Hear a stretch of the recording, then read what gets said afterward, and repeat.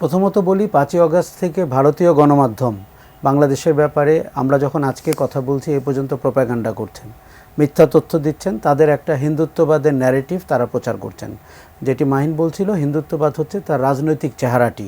এটি কিন্তু হিন্দু ধর্ম না।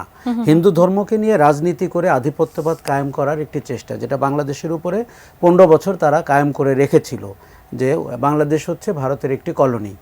এখন সেই উপনিবেশটি যেহেতু ছাত্র জনতার হাতে মুক্ত হয়েছে, এটি ভারত মেনে নিতে পারছে না। কাজেই আপনি যে রয়টার্সের উদাহরণটি দিলেন, আপনি দেখুন যেই পুলিশের কোনো লোক এই বিষয়ে বলেনি, রয়টার্স আসলে বলেছে যে এই অ্যাডভোকেট ওই আপনার চিন্ময় কৃষ্ণ দাসের উকিল ছিলেন, এই কারণে তাকে পিটিয়ে মারা হয়েছে। কত বড় মিথ্যাচার!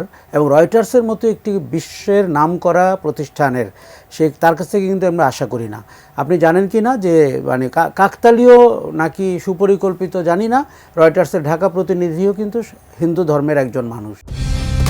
কালার এক্সপার্ট, জর্জ স্যাপ এবং মাইল্ড অন হ্যান্ডস টেকনোলজি সমৃদ্ধ অরিক্স ক্রিস্টাল ওয়াশ আপনার লন্ড্রি এক্সপার্ট।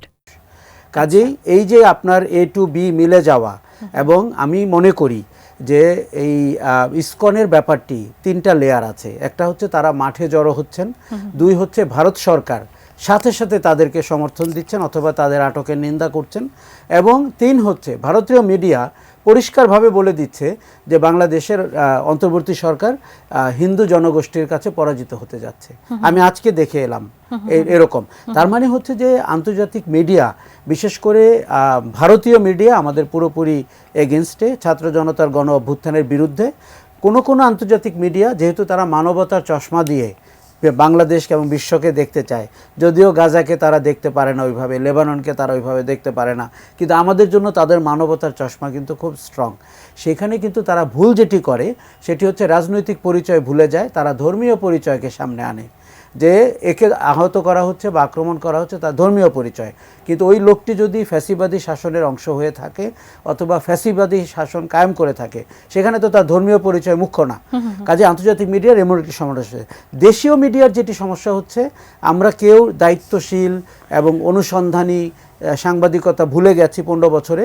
ফলে আমরা 5ই আগস্টের পর থেকে আরেক ধরনের প্রোপাগান্ডামূলক, বুঝে না বুঝে গুজবমূলক, অথবা ক্লিকবিট, অথবা ইউটিউবে যেটা মানুষ খাবে, কোনো সোশ্যাল মিডিয়া ইনফ্লুয়েন্সার সেগুলো প্রচার করছেন। যেমন দেখেন, আপনি যখন গণমাধ্যমের অফিস আক্রমণ করতে বলেন, তখন বিশ্বে আপনি কি বার্তা দেন? আপনি বার্তা দেন যে মত প্রকাশের স্বাধীনতা নাই। কাজেই আমাদেরকে খুব সচেতন হতে হবে, সতর্ক হতে হবে। তারা মনে করছেন যে এটি ধর্মীয় ব্যাপার, এটি এই ধর্মের লোকদের একসাথে হতে হবে। আমি আপনাকে একটা কথা বলি, অ্যাডভোকেট সাইফুলের হত্যার পরে আপনি কজন হিন্দু ধর্মের মানুষকে নিন্দা করতে দেখেছেন? আমি সেটাই জানতে চাচ্ছি যে তাদের মধ্যে ভুল বার্তা তাদের মধ্যে চলে যাচ্ছে। বিশ্বজিৎকে যখন মারা হয়েছিল, আমি অনেক মুসলমানদেরকে নিন্দা করতে দেখেছি। আমরা মানে মত পথ পেশা বাদ দিয়ে আমরা মনে করেছি একজন নাগরিককে হত্যা করা হয়েছে, নির্মমভাবে হত্যা করা হয়েছে। অ্যাডভোকেট সাইফুলকে যেভাবে হত্যা করা হলো, আমি দুঃখজনকভাবে খেয়াল করলাম আমাদের হিন্দু ধর্মের মানুষরা সেটি নিন্দা করলেন না।